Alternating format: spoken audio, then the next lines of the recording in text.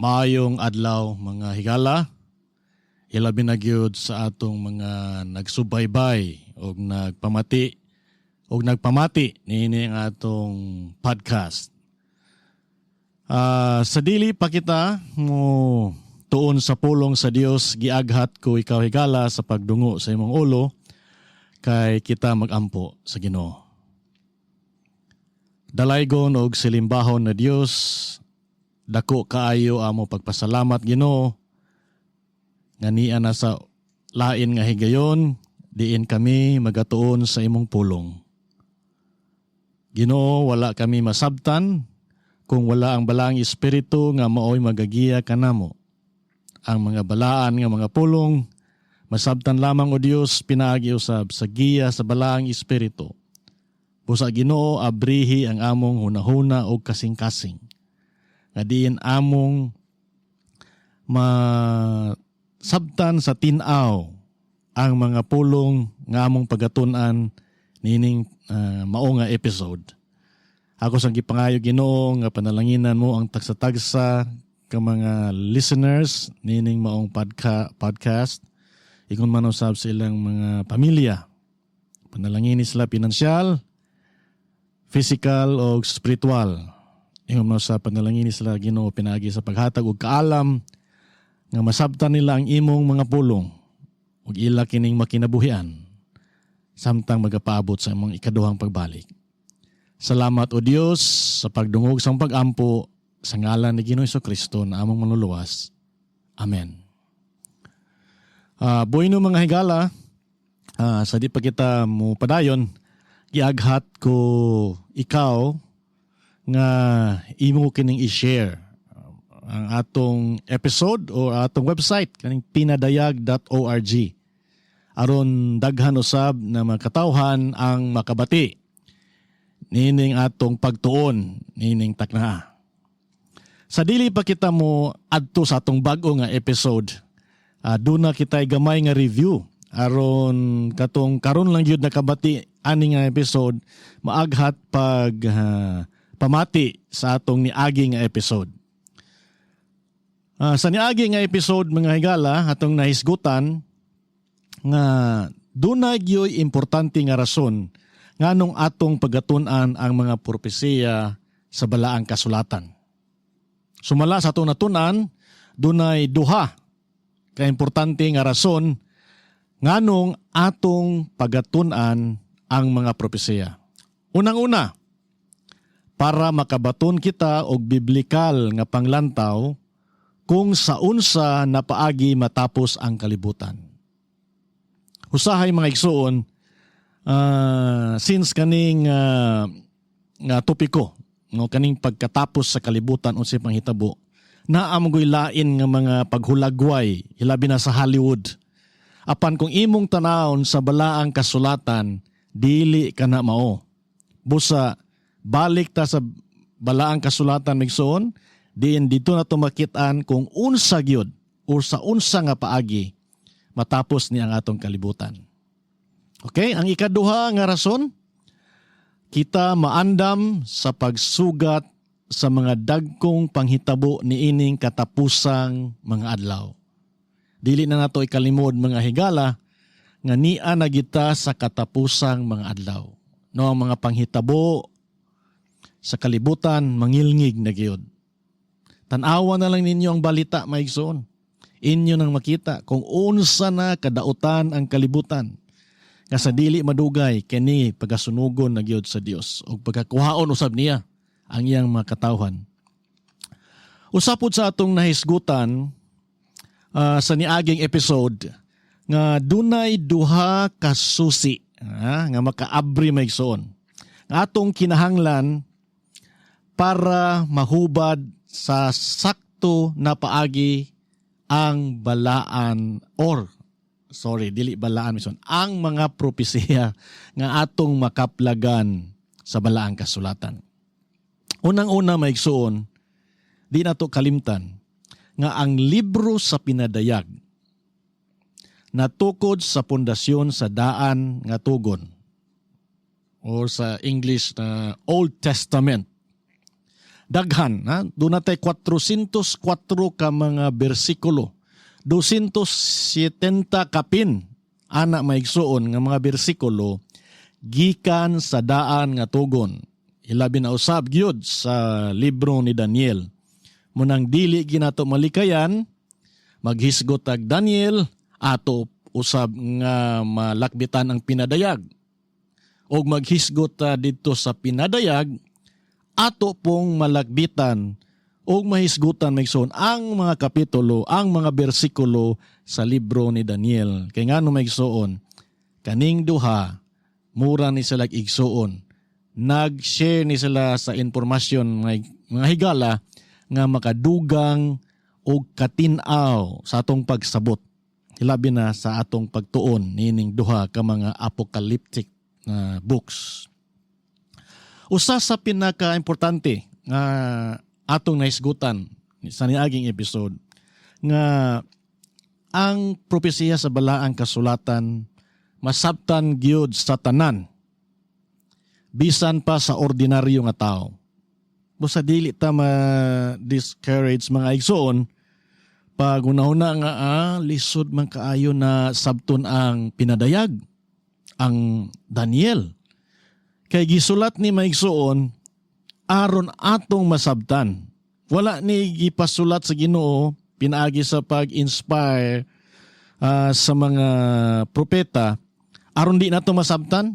No, hilabi na ang libro sa pinadayag nga ang meaning ana mao ang to reveal, unveil, pagbutyag. Naa baday gibutyag nga di masabtan. Mao ginang gibutyag maigsoon aron atong mahibawan. So, kani summary lamang ni igsoon sa atong previous nga episode.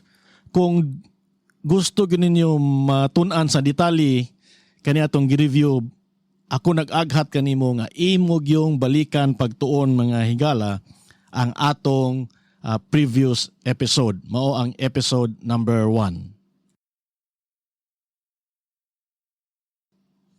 Karon diri na ta sa atong present nga episode nga naguluhan standing firm o nagbarug nga lig-on. Nakafocus ang atong pagtuon higala sa libro ni Daniel, kapitulo 1. Tibuok nga kapitulo ang atong paghisgutan nining mao nga episode.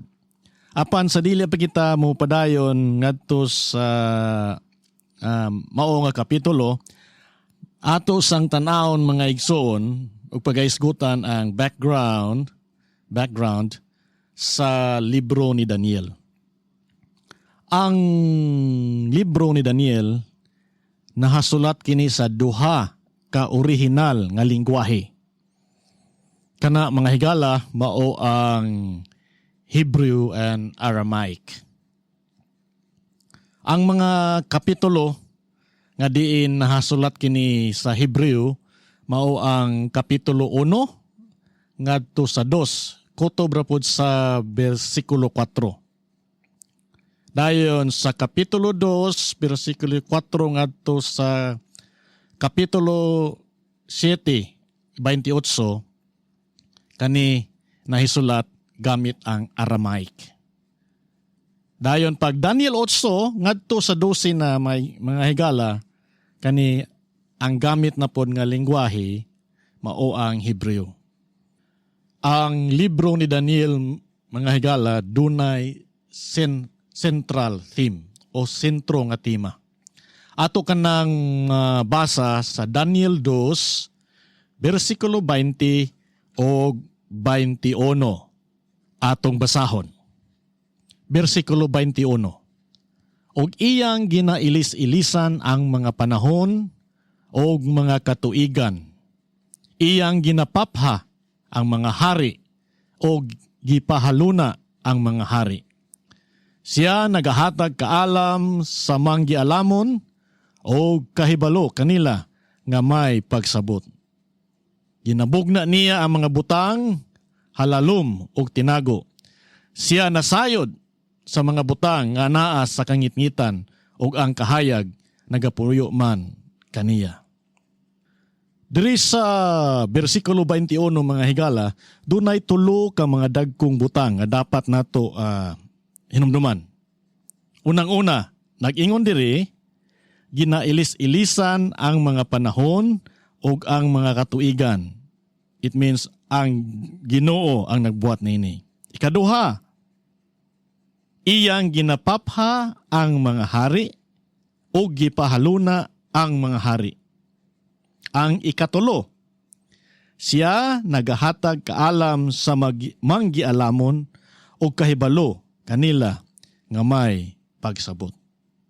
So kung ato ning i-combine ang tulo ka mga dagkong ideas maigsuon o kamatuoran nga niya sa bersikulo 21 sa kapitulo 2, nagpasabot nga ang Dios maoy nagkontrolar sa kasaysayan sa kalibutan. Mao kana ang central theme o sentro nga tema maigsuon sa tibuok na libro ni Daniel. Karon, dirita ni Daniel maigsuon, no? Siya ang author o nagsulat nining maong libro nga ihara pong pangalan, Daniel. Natao ni si Daniel maigsuon og nagdako ni siya. Panahon ni King Josiah.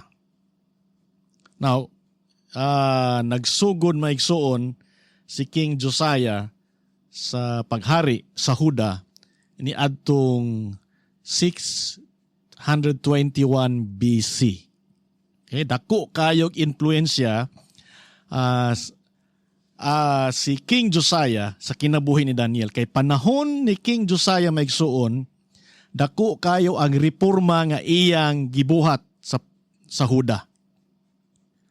Kung gusto gyud mo mga higala makabaton og dugang impormasyon mahitungod ni Hari Josiah sa balang kasulatan, makita kini sa ikaduhang hari kapitulo 22 ngadto sa 23. Imo po usab ka nang mabasa sa ikaduhang Kronikas kapitulo 34 ngadto sa 36. Ngayon karon dirita maigsoon unsa man ang dagkong mga reforma nga gibuhat ni Hari Josiah sa panahon nga si Daniel usab usa ka gamayng bata. Okay? Unang-una maigsoon mao ang pagkaplag pag-usab sa libro sa balaod. Kay si King Josiah nag-renovate sa temple sa Jerusalem o nadiskubrian maigsuon nila ang libro sa balaod. Most likely maigsuon ang libro sa Deuteronomy. Ikaduha nga gibuhat ni King Josiah maigsuon, iya kaning giguba tanan ang mga dapit nga diin kaning mga pagano gasimba o mga Dios-Dios. Iya po dahil gibalik ang pag-obserba sa Passover. Dayon gi-promote ginya, no?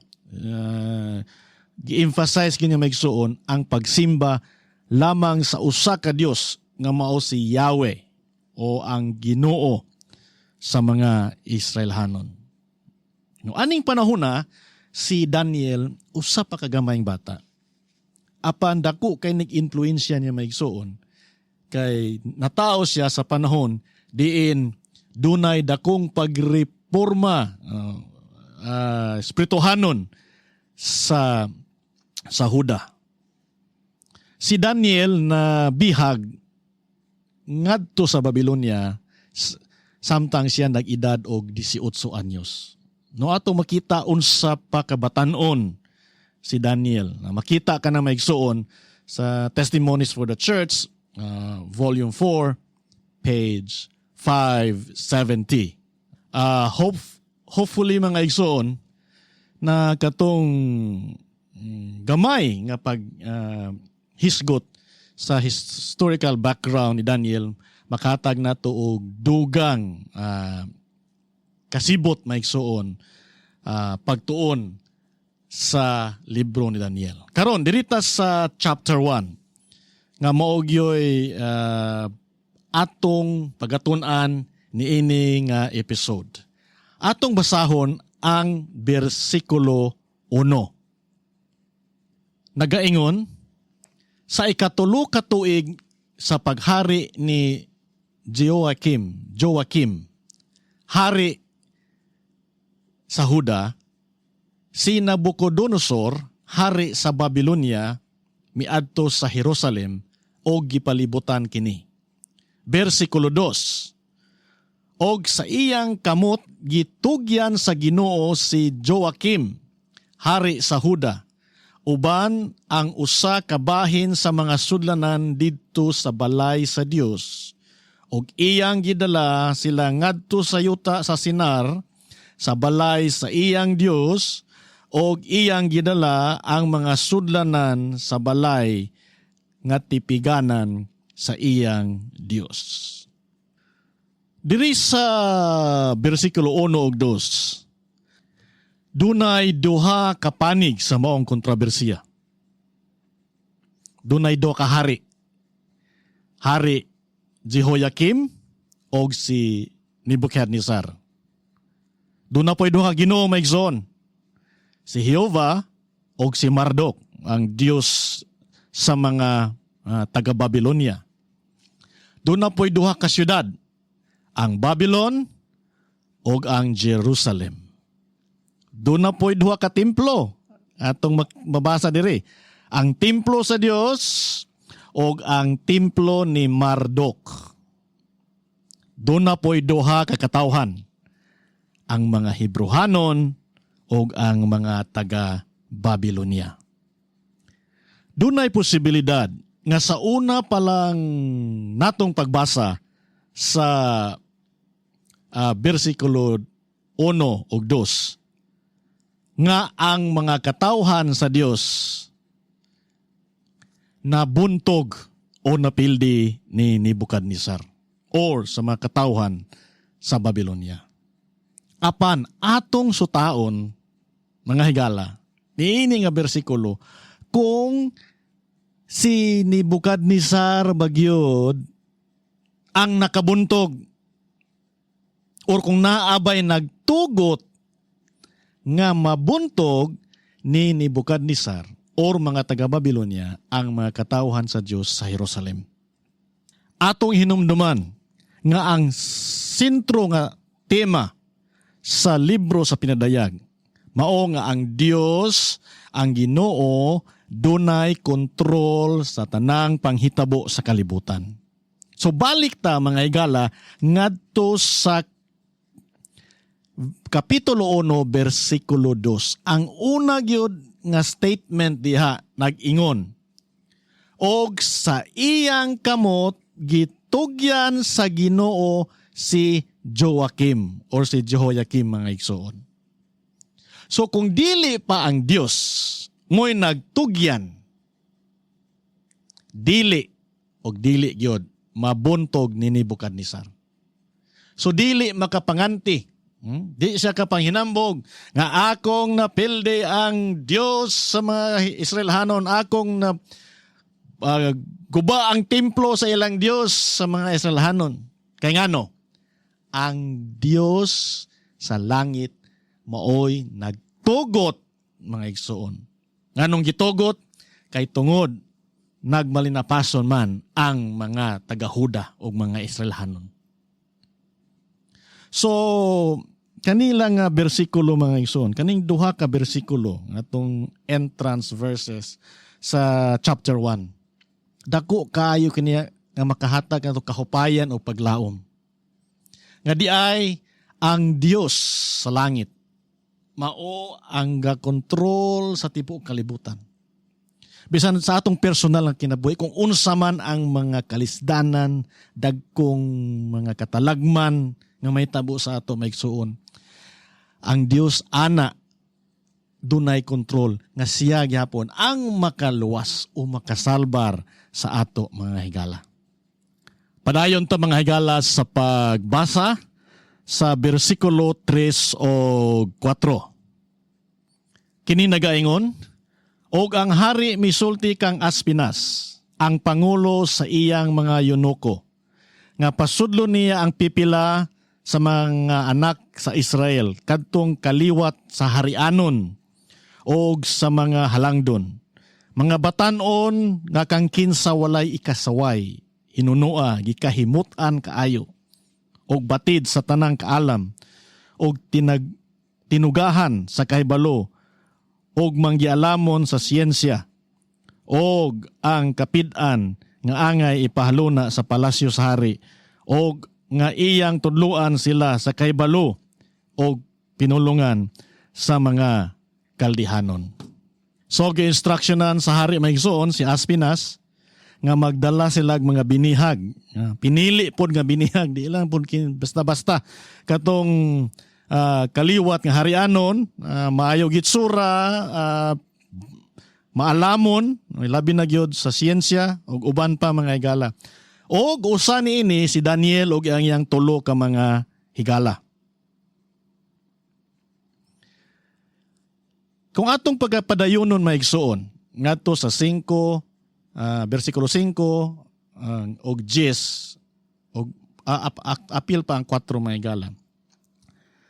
Atong makita nga si Hari Nabucodonosor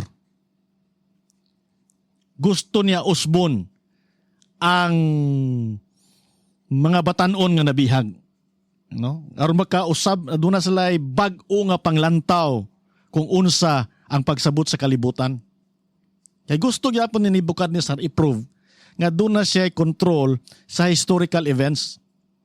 Munang iyang gi-enroll, gi-enroll niya gi-enroll niya may gala si Daniel og ang iyang may gala ngadto sa gitawag atol ning panganganlan og University of Babylon. Ang ilang mga maestro ani amaong mga kaldihanon, muning pinakataas maigsuon nga priestly caste. Muni silang mga astrologers, no? Magsulti sa malabot pinaagi sa pagtan-aw o pagbasa sa lihok sa mga kabituunan mga higala.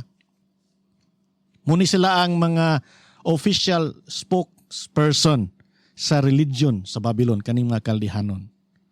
Og dito, si Daniel og ang mga higala niya, ilang ayo og brainwash, maigsuon, aron sila makatuon og ilang makinabuhian ang Babylonian lifestyle, religion, culture, philosophy, o lingwahe. Ang intensyon gyud nganong gipatudluan ni Hari Nabucodonosor si Daniel ug iyang mga higala maigsuon aron dunay gitawag nga paradigm shift, no? Bag-o nga pagpanan-aw o pagtan-aw maigsuon sa kalibutan. Base maigsuon sa lenti sa Babylonia. Muna maigsuon. Apan nagpasalamat ta kung atong basaon ang tibok nga chapter nagbarog nga malig-on. Munang title sa atong episode, Standing Firm. Now, unsa man ang ikaduha nga gibuhat ni Nabucodonosor? Ato na lang in Ingleson, magson, murag lisod magining binisaya, Nabucodonosor. Mas easy man yung tag ni Nebuchadnezzar. Okay? Doon na po'y lain nga gibuhat si Nebuchadnezzar or si Hari Nebuchadnezzar ngadto ni Daniel og sa iyang mga higala. Kana mao maigsoon ang pag-usab sa ilang pagkaon. Atong unahon-naon nga kani si Daniel og ang iyang mga higala, mga Hebrehanon kani sila. Doon na sila istrikto nga mga dietary laws nga ilang ginasunod. Apan tungod lagi kay nailalom sa ni Nebuchadnezzar, gusto po dipakita ni Nebuchadnezzar unsaon niya sila pagtratar, iyang giingnan sila. Unsay giingon atong pagabasahon mga higala.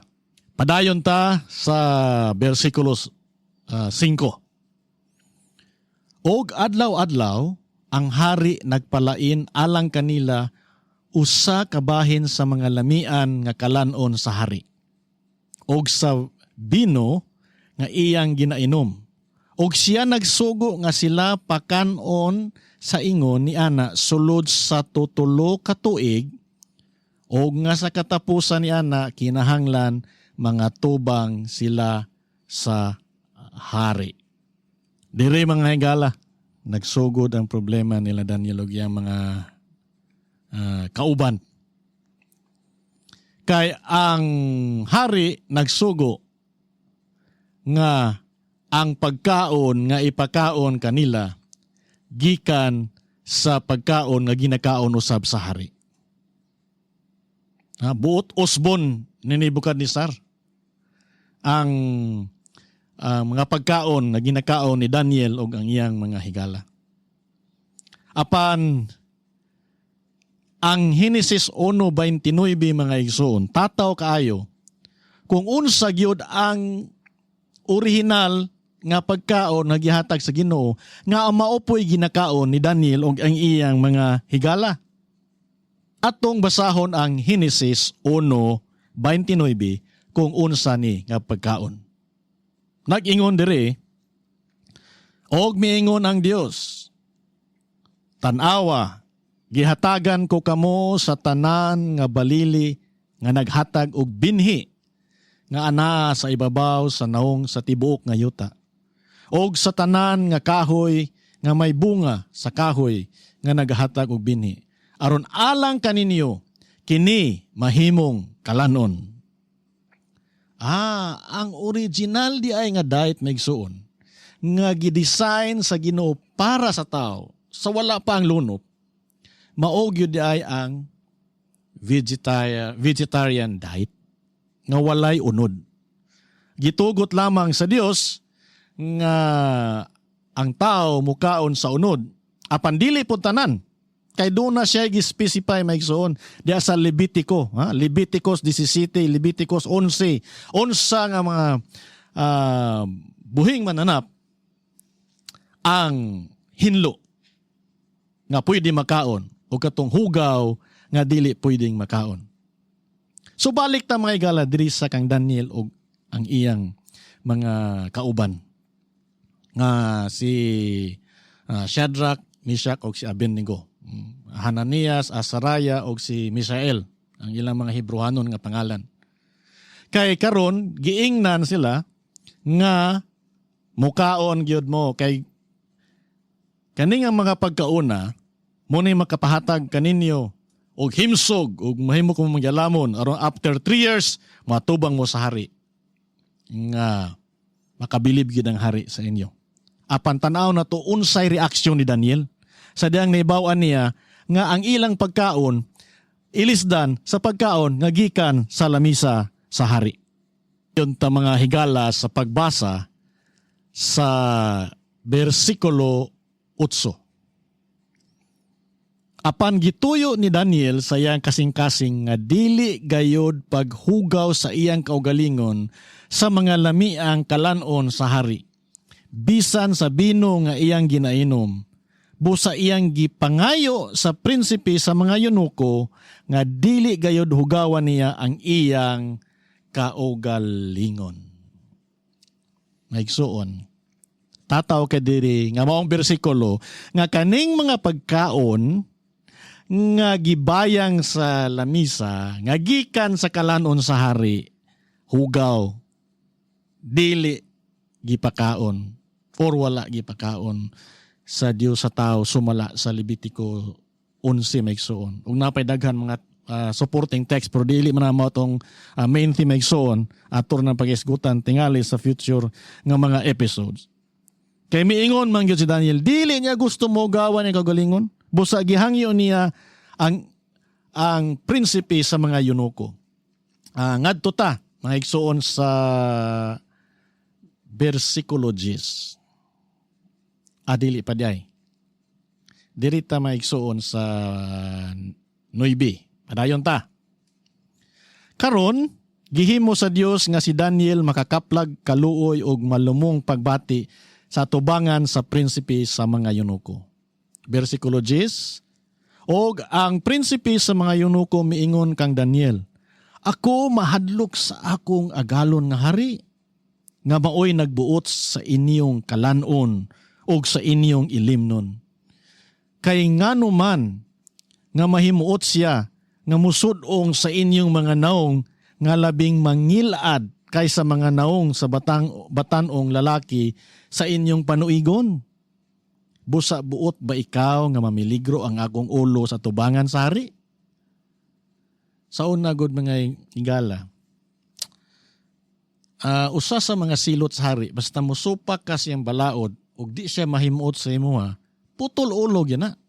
Di lang kay priso-priso, putol ulo. Hunang ingon ning in charge nilang Daniel, silang pag-maintain silang pagkaon.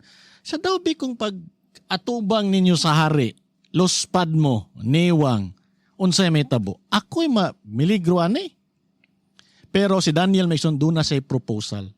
Doon na siya proposal. Padayon ta sa verse 11. Unya misulti si Daniel sa mayordomo nga gitudlo sa pangulo sa mga yunuko sa pag-alima kang Daniel, Ananias, Misael ug Azarias. Sulayi ang imong mga sulugoon, gipangalyupo ko kanimo sulod sa 10 kaadlaw lamang. O kami pahatagi nila sa utan nga pagkakanon o tubig nga pagaimnon. So doon ay proposal si Daniel. Siya, sige, sulay mi, 10 lang kadlaw. Utan o tubig. Instead na mga lamian na karne o bino. Insa utan lang ang tubig. Tanaw na to ang resulta mga higala. Pizza na noon. Versikulo 13. Unya ipatanaw dia sa imong atubangan ang imong mga naong ug ang naong sa mga batang o lalaki nga nagakaon sa lami ang kalanon sa hari ug sumala sa imong makita hukmi ang imong mga sulugoon. So padayon ta verse 14. Busa siya nagpatalingog kanila ni ining paagiha o gisulayan sila sulod sa 10 kaadlaw. Diri ang excitement may zone. Versikulo 15. Unsa may nahitabo sulod sa 10 kaadlaw. Dunay duha ka grupo sa mga batanon. Batanon nga nagtuman sa balaod sa Dios, sa sugo sa Dios ug unsay giingon sa Dios nga dapat kanon o katong mga batanon nga wala misunod mison apan nagtuman sa pagkaon nga gihatag sumala sa gisulti ni Nabucodonosor. Verse 15. Og sa natapos ang 10 kaadlaw, ang ilang mga naong nakita nga labing ambungan og sila labing tambok sa unod kaysa tanan nga mga batanon nga lalaki nga nangaon sa lamiang kalanon sa hari. Versikulo 16, busa gikuha sa mayordomo ang ilang mga lamiang kalanon og bino nga unta gipainom kanila o gihatagan sila sa utan. Vegetables. Mga igsuon, basta kay mutuman lagi ta mga igsuon. Unsay gisulti sa Dios ang ending ana kadaugan ug kaayuhan. Gipili ni Daniel ang pagtuman sa Dios kay siya nasayod nga ang Ginoo nasayod sa tanan o ang Ginoo musulti o musugo lamang sa mga butang nga makaayo sa iyang katawan. Diri may son naulawan si Nabucodonosor. Nasaksihan po sa maong prinsipe nga in charge nga ang pulong sa Dios di ay maayo kay nagsugo siya o mga pagkaon nga dapat natong kanon. Aton itong gibasa ganina sa Genesis chapter 1 verse 29. Ang mga batanon nagbaton maigsuon.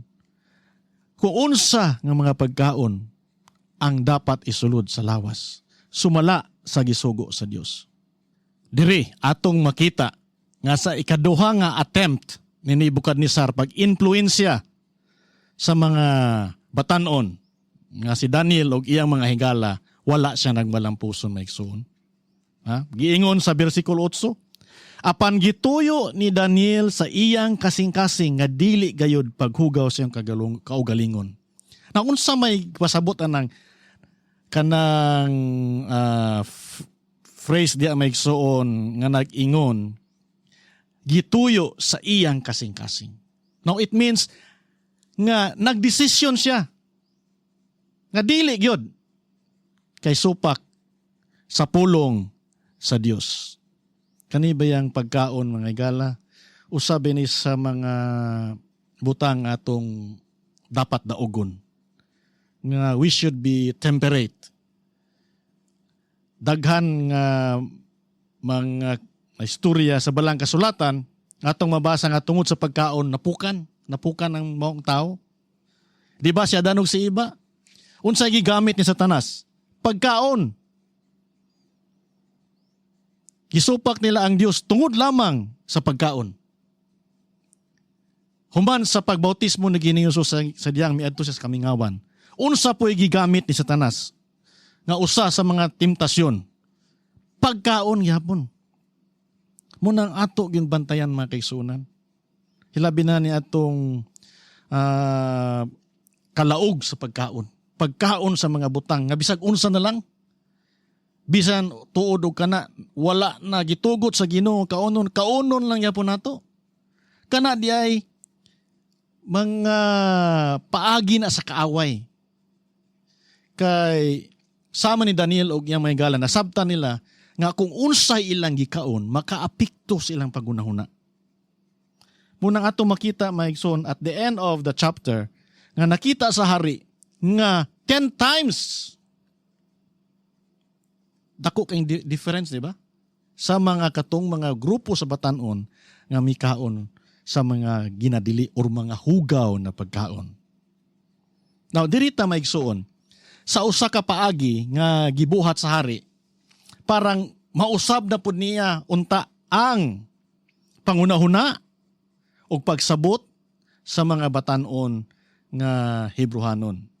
Nga mao si Daniel o ang tulo niya ka mga higala.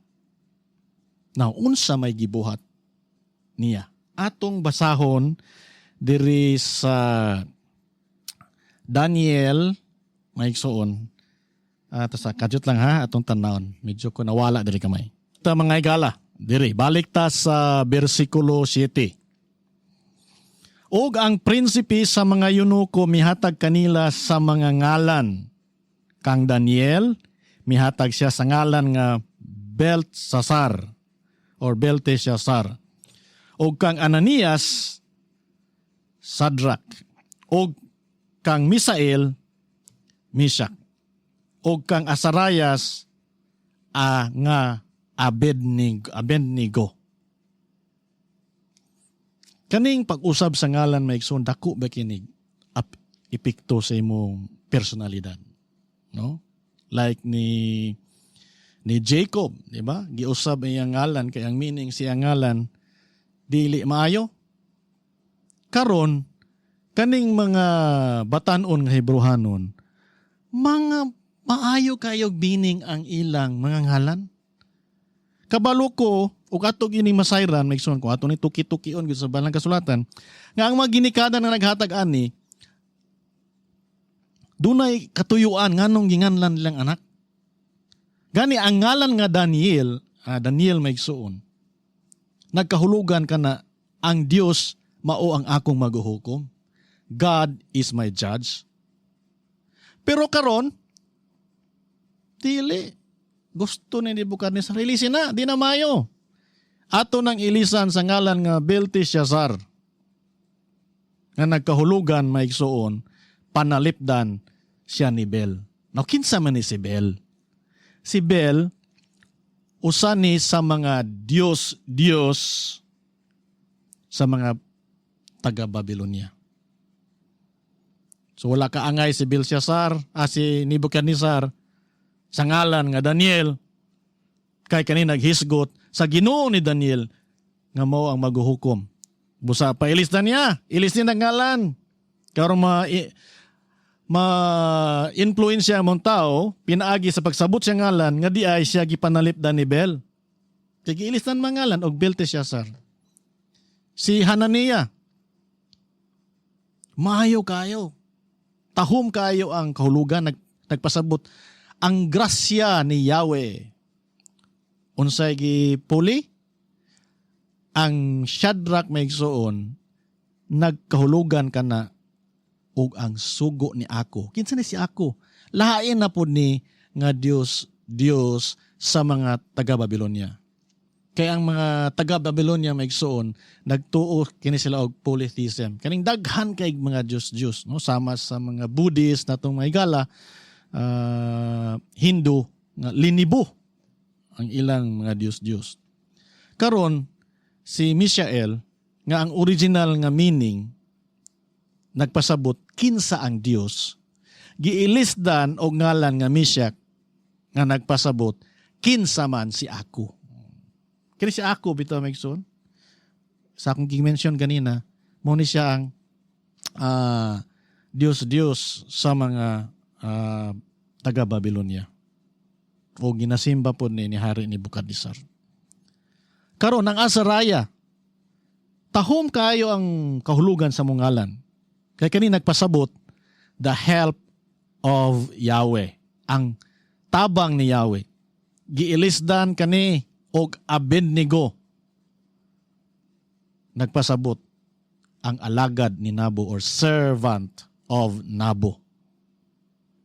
Diri tataw kayo nga gusto gyud ipakita ni Hari Nebukadnezar nga doon na siya ay katungod sa pag-usab sa ilang ngalan.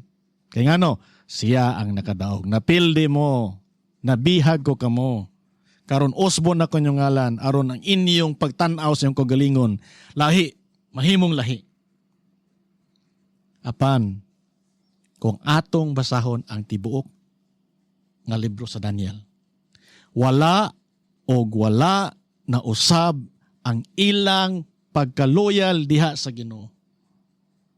Unang-una, giusab ang gipaeskwela sila, usbon nilang lingwahe, tudluan sila sa mga doktrina nga espirituhanon sa Babylonia sa tulo ka tuig, apan ang mga higala ni Daniel o si Daniel nagbarog nga lig-on.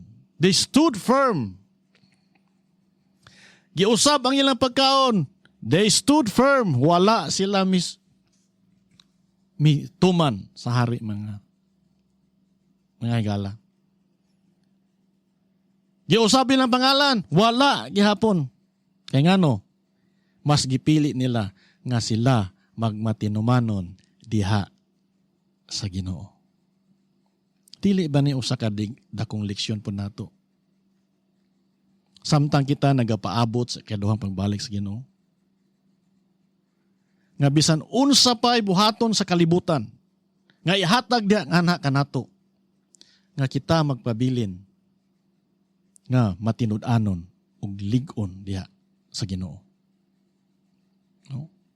Atong tanawon unsa man kay sekreto ni Daniel og iyang mga higala nga sila nakabarog nga lig-on. So, kung atong tanawon ang Daniel 2, Daniel 6 og Daniel 9, atong makita nga usa di ay sa sekreto ni Daniel. Siya mainampuon nga tao. Kanunay siya nakipagsulti o nakigsulti sa Ginoo. Kaya ang pag-ampo mga higala, mao ang pakigsulti sa Ginoo. Usa na sa mga sekreto nganong nagmadaogon si Daniel. Ikaduha, Daniel 9:1 og 2. Si Daniel usa ka diligent student sa balaang kasulatan. Nangaygalang gagahin ba kitag panahon matag adlaw aron lang pagbasa sa pulong sa Dios? Kada ba yung Bible lon, di na ba napaliton, libre naman na. Kita nga na yung mga smartphones, natay tablets, ato nang ma-download nga libre. Apan, usahay, ikasubo na to. Wala lang gitay pagtagad sa pulong sa Dios. Usa di ay kasikreto nga makabarog ta sa mga dagkong pagsulay, mao ang pagbasa o pagtuon sa pulong sa Dios. Ikatulo nga sikreto ni Daniel nga dapat nato mabatnan maigsuon. Usa siya ka matinud-anon nga saksi sa Ginoo. No? Daniel 1:3-6. Sa ato na nang natun-an karon lang gyud nga episode. Pagkaon, usab sa ngalan, kanang gitudluan siya sa makalanlain nga doktrina sa Babylonia apan siya wala gyud mga igsoon. Ang ikaupat nga importante gid nato ning daogon, no? Why exempted ani appeal ko ani mga igsoon. Daniel 1. Si Daniel dunay pagpugong sa tanang butang. No? Temperate in all things. Daniel stood for principle. Tuna siya prinsipyo, maigsoon. Ako ning basahon, ako ning i-share sa inyo, kaning mabasa sa Christ Object Lessons, pages 356 and 357. Nagaingon diri, English ni may gala. How did he become fitted for a position of so great trust and honor? It was his faithfulness in the little things that gave complexion to his whole life. He honored God in the smallest duties, and the Lord cooperated with him. To Daniel and his companions, God gave knowledge and skill in all learning and wisdom. And Daniel had understanding in all visions and dreams. Okay, Christ Object Lessons, pages 356 and 357. Ang Daniel chapter 1, naghatag natog igong ebidensya nga kung kita magpabilin nga malig-on o magpabilin nga loyal sa Ginoo mga igsoon, kita magmalampuson sa tanan natong pagabuhaton. Igahatag sa Ginoo ang mga kaayuhan sumala sa iyang kabubuton. Tataw sa kapitulo 1 sa Daniel, nga gitagaan sila og kaalam 10 times sa mga batan-on nga wala mi tuo o misubay sa kabubuton sa Ginoo.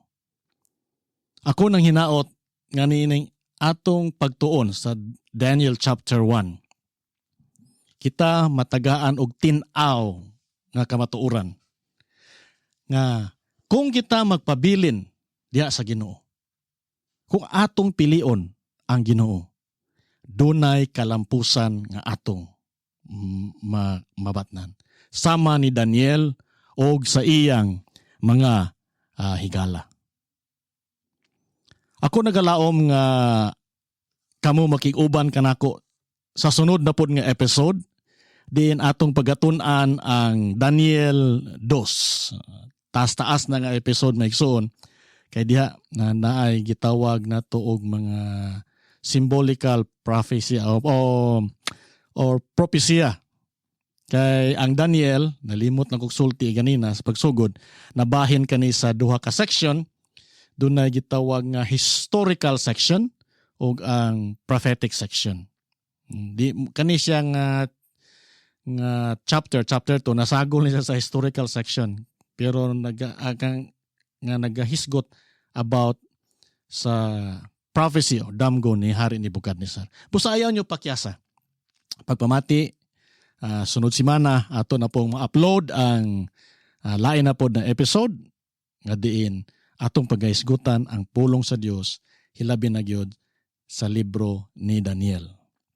Sa dili pa nato i-close ning episode, atong idukot tong ulo pagampo o pagpasalamat sa Ginoo.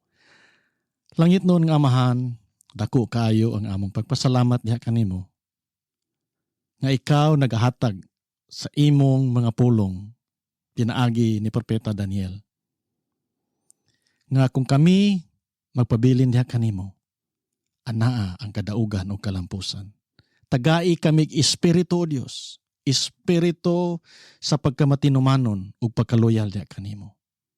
Ako naghinaot o Dios nga ang mga nagpaminaw ni ini atong nining maong nga episode dunay kasibot sa pagtuon ug dugang sa imong pulong. Hilabi na o Dios nga next episode among pagahisgutan ang Daniel 2. Salamat o Dios sa pagdungog sa imong pag-ampo.